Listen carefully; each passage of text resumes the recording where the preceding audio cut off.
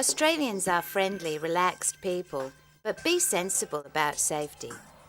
Avoid travelling alone at night and don't carry valuables or cash unless you have to.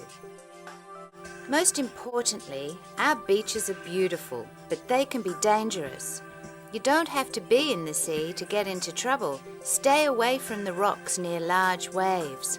Rock fishing is one of the most dangerous sports in Australia.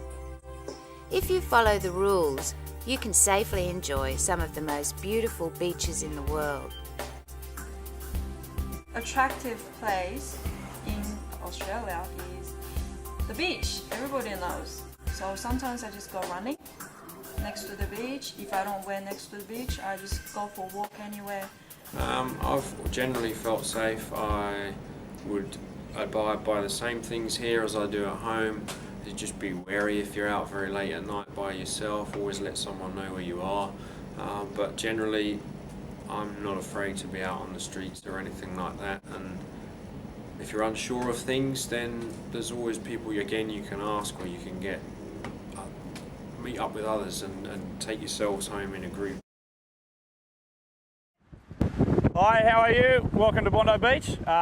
This is the lifeguards, and we're going to help you out with a bit of surf safety. The first thing you need to know when you come to the beach, the red and yellow flags. It's the safest area for swimming. When you come to the beach, we have a few signs that will tell you to not swim there. So please come down, have a look at the signs, make sure you see where you are. If you have any questions, please come down and ask the lifeguards or a local person at the beach. If you have any problems whatsoever, if you're not a good swimmer, you must swim between these red and yellow flags. Do not go out too far. Stay in a comfortable area, maybe to your knees or your waist, and don't try to be game because you will get yourself in trouble. Also, when you come to the beach, please look for other signs. A lot of them will tell you no swimming, and please do not swim in these areas. Another thing you will like to bring to the beach is a lot of sunscreen. The sun here is really strong and dangerous. Bring some hats, sunglasses, some water, a little bit of food if you need to bring something down, a little bit of money. Do not bring expensive things to the beach. They may get stolen when you're swimming. And also, a huge problem we have are people celebrating and drinking and wanting to go swimming anytime during the day and especially at night. It's very dangerous, and we highly advise that you do not do that. So please, when you come to the beach, have a good time and be sure to come and speak to the lifeguards and ask any question you like. See you when you get here. I'd say the main thing about Australian culture is the value of everybody being equal. So Australians go to a lot of effort to make sure nobody thinks you're better than anybody else, and everybody has their chance to speak or to take their turn. So it's called egalitarianism, but we have formal and informal forms. So when you're going for a job, everybody has an equal chance of getting that job based on whether they have a qualification and the experience, and it's not about religion or gender or race. But we also have an informal way that works, and in the classroom, international students might be a bit surprised to find that their professor or their doctor, their teacher says, "Please call me by my first name." Australians prefer to be addressed even by children in the home. Children will sometimes be quite rude to their parents, and international students might think that's very strange, but we're actually encouraging our children to be independent and to use their rights and exercise their rights and learn to be able to do that. So families are a little different, and again, naming, we call each other mate. Everybody's your mate and everybody's called by first name. So I think that's probably one of the main features. And another one is language. Australians tend to speak in a kind of a pattern where they go up at the end of the sentence. And the reason they go up at the end of the sentence is that's an invitation for you to join in anytime you like. Another sign of Australians trying to include people.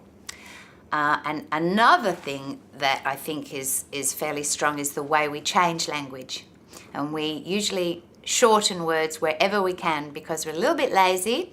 So we use shortenings like mosquito is mozzie, barbecue is Barbie, all kinds of words like that. We also shorten people's names. So when you tell an Australian what your name is, if it's a very long name and they ask you if they can just call you Tom or Bob or Sev, they do that to everybody. So you interact with a lot of Australians at work. How do you find the Australian accent? Ripper. No, it's good. Sorry. I was going to ask you, can you do an Australian accent? I'm not sure that I can, mate, actually. I can't get the inflection right upwards on the end. Although, when I speak to my family back home, when you've been here long enough, they all tell me that I have more of an Australian accent than an English accent now. But I don't think you notice it quite so much. But yeah, there are a few words and phrases that someone will say just catch you off guard and be like, oh, what was that? I'm not too sure what you meant by that. But you get to know them after a while, and you start putting them in your own conversations as well. And I tend to say things like, no worries, too much, which grates every now and then. Have you learned any Australian slang? Any Australian slang? Probably. It's probably too rude for this interview though. The important ones I've learned, I don't know. Tinnies, that's all I need to know. Tinnies and Barbies, really. Well, there isn't much more I can say other than that.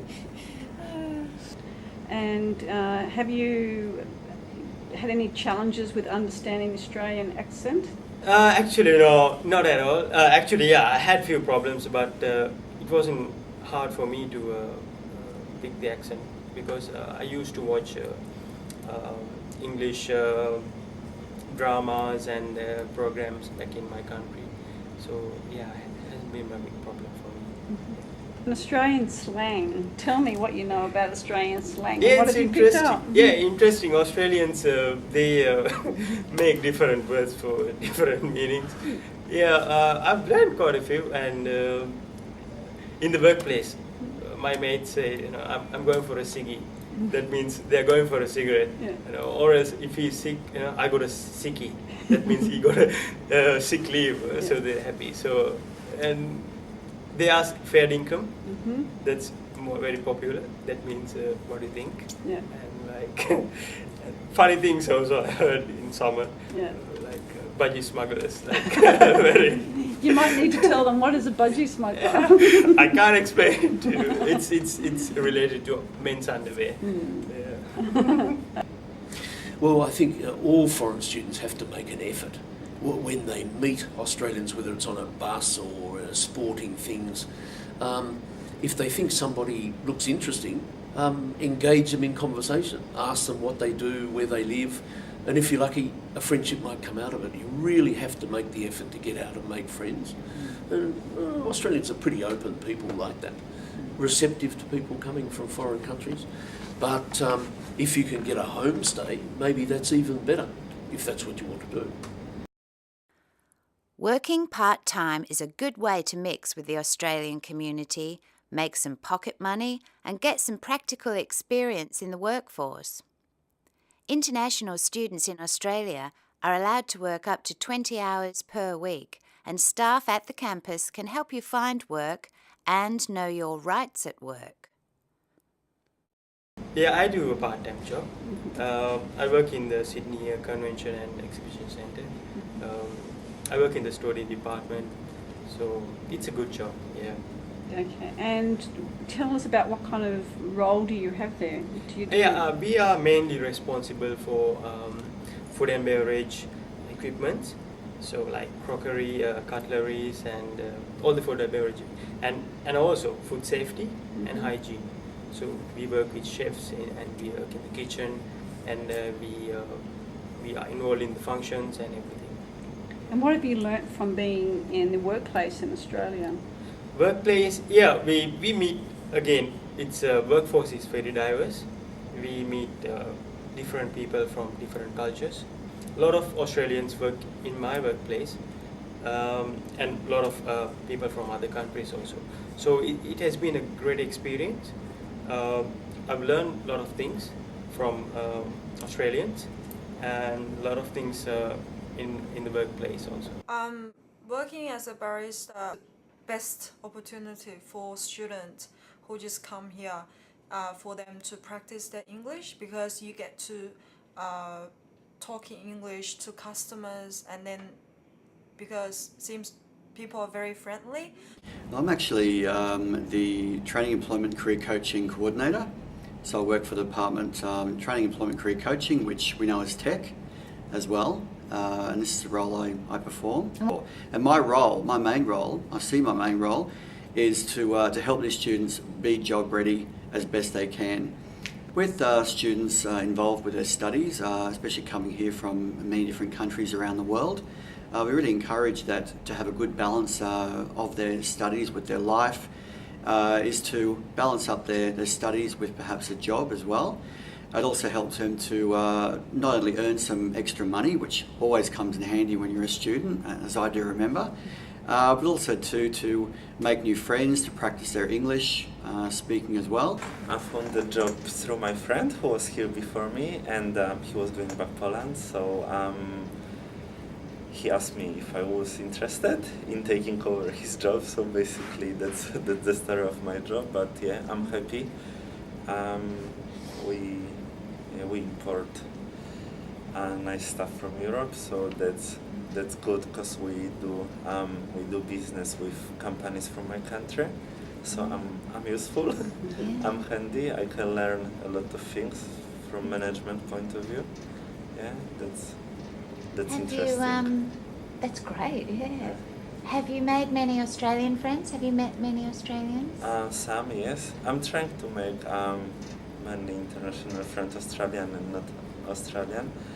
I just think it's better than having only friends from one country, because that's the whole point of being in here. But I do have Australian friends. It helps with practicing English, yeah, definitely. I think that's the best way. They provide academic advocacy services, as in the first thing we could do is, if a student has application with the education sector or within administration within the campus, and they need extra help, or their application been denied and they need someone to work or support on behalf of them, so we would guide them in particular applications. And we also support with some of the student activities along with the other departments of the university. We manage the notice board in the campus where students can advertise their selling things, or if they are looking for accommodation or part-time jobs, things like that.